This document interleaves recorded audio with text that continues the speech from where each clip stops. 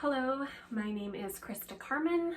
I am coming to you from Westerly, Rhode Island, and thank you so very much to Christopher Clark and this wonderful library for having me as a guest during this spooky season. I'm going to be reading a short story that's going to appear in an upcoming podcast. The story is called Shark Minute, and it's geared towards a slightly younger audience, but hopefully you'll enjoy it. Shark Minute by Christa Carmen. A mother, father, and two young girls moved into an old drafty house a half a mile from the sea. On the first night, the sisters were to sleep in their new bedroom.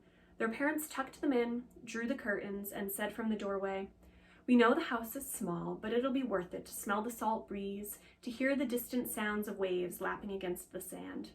And you'll get used to sharing a room in no time. You just wait and see." The sisters nodded obediently and recited their well-worn lines for sleeping tight and not letting the bedbugs bite. The older girl waited for the door to click shut behind them before turning to face her younger sister. Propping herself up on one elbow, she arranged her features into a scowl. "A rowboat has more space than this house." When the younger girl did not respond, the older sister's scowl deepened. "Maybe you don't mind, but I'm too old to have to share a room." She chewed her lip. "You should be in the room they want to turn into an office. I should get this room to myself."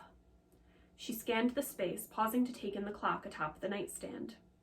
Almost asleep, the younger girl missed the narrowing of her sister's eyes, the shrewd smile that spread across her lips. "Look!" the older girl whisper shouted, startling the younger one all the way awake. "Look what time it is!" The younger sister craned her neck so that she could see the clock. 9:15, she said warily. "Exactly," the older girl exclaimed. "Exactly what?" "Exactly Shark Minute." "What's Shark Minute?" "What do you mean, what's Shark Minute?"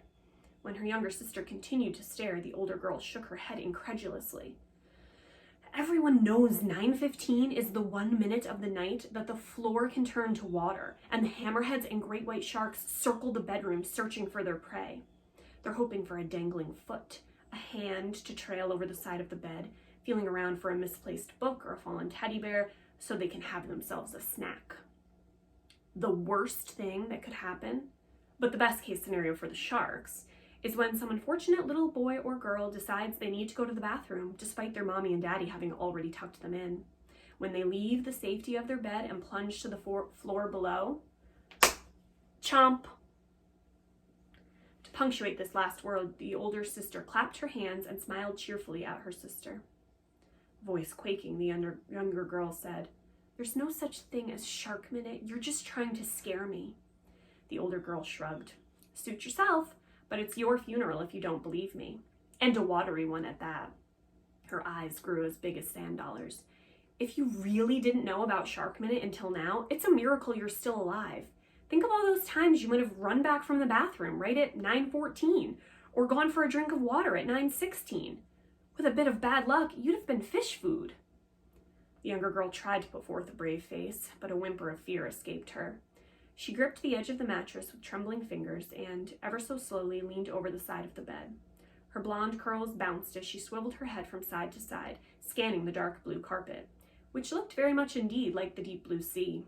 For a slate gray fin or flash of blood-tinged teeth that meant Shark Minute was, somehow and against all odds, real. With the younger girl's attention diverted, the older one wrapped her hand around the glass of water their mother had placed on the single nightstand. Yet one more thing she had to share. Slick as an eel, she tipped the glass, sending ice-cold water trickling onto her sister's neck. She righted the glass at the sound of her sister's yelp and shot back against her pillow. "What happened?" she asked in her most innocent and curious of tones. "Water! I felt water on the back of my neck." "Ah," the older sister mused. "Not surprising for Shark Minute. It must have splashed up with the flick of one of their tail fins." The older girl pointed to the clock before the tears welling in her sister's eyes could fall. 9:16, she said, matter of fact. "We're safe." She shimmied down beneath the covers and shut her eyes. "Well, good night." Her sister could not say goodnight in return. She stared unblinking at the ceiling, limbs trembling, heart pounding, and was still staring when the first shaft of sunlight filtered through the cracks in the curtains. At 9:15 the following evening, the girl's mother was summoned to their bedroom by the sound of desperate sobs. "What's going on in here?" she demanded. "Ma," the younger girl babbled. "I turned down the sheets and the clock turned to 9:15 and the floor turned to water and the..." "Story turned too scary," the older sister finished, managing to sound bored and apologetic at the same time. "It's my fault. I told her a bedtime story and got a little carried away. I won't tell her another, I promise. We'll go to bed now." Their mother frowned, but seemed to accept this explanation. Her expression softened and her hand moved toward the door. "All right then, but no more stories before bed. I'd have thought you girls would be happy to spend some time together in this nice big room, not trying to scare one another silly. Now get some sleep. I'll make pancakes in the morning." The older girl took no time at all to fall asleep, but not even the promise of pancakes was enough to quell the other's anxieties. She clung to consciousness, listening for the sounds of crashing waves or breaching bodies. When sleep did claim her, her dreams were full of floors that fell into black, vast seas and creatures with quick and beady eyes tracking her in the dark. The older sister called attention to the clock each and every night at 9:15, and the younger girl's fears of being eaten by bedroom floor-dwelling sharks grew to the point of obsession. The sight of dark blue carpet could send her into a spiral, and every previously benign household object that resembled a triangle was a great white dorsal fin shepherding her doom.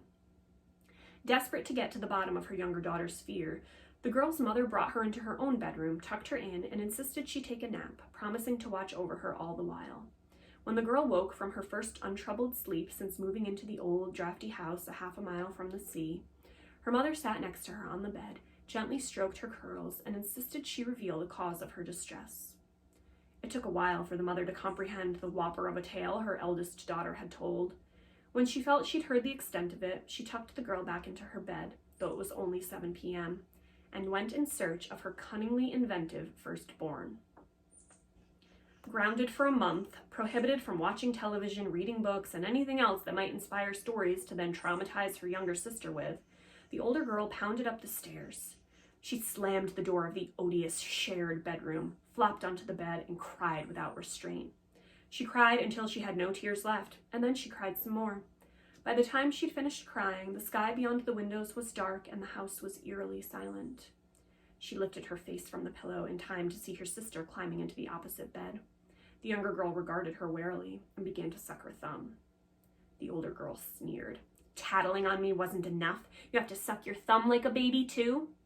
"I didn't tattle," she exclaimed. "Mom made me tell. I thought that she could help. Bring in fishermen or something to catch the sharks, to transport them back to the real ocean." The older girl's glare was full of disgust. "You still don't get it, do you? There are no sharks. The floor doesn't turn to water at 9:15. I made it up to scare you. I made it up so I could have this room all to myself." She grabbed the clock, the neon numbers across which read 9:15, and angled it toward her sister. Then she threw back the covers and stood on top of the bed. "Don't!" the younger sister cried. "I believe you. I believe that it was a joke. Now please, don't jump into the water." "Stupid," the older girl declared. "Stupid, stupid, stupid. Shark Minute is make-believe." The splash of water that followed her plummet was drowned out by the younger sister's screams. The younger sister watched her sister flail in roiling waters, helpless at the sight of a fast-approaching dorsal fin. The sound of their parents' footsteps came too slowly from down the hall. The seconds ticked by, steadily but agonizingly approaching 9:16. The younger girl caught her sister's gaze in that final fear-choked moment, leaned over the bed, and extended her hand. The older girl reached up from the water, and just before their fingers met, chomp!